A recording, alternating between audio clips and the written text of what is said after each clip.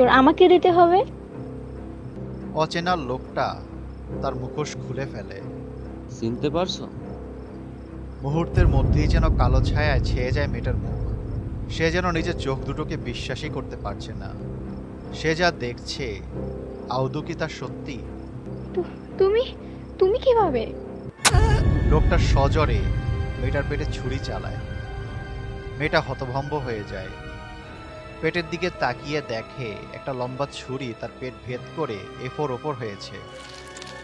লোকটা ছুরিটায় ধীরে ধীরে মোচড় দেয়।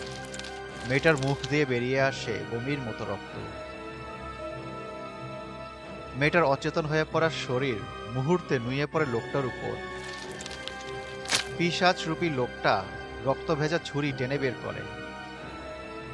মেয়েটার চুলের মুঠি ধরে, কাঁধ বরাবর একের পর এক আঘাত হানে ছুরি দিয়ে।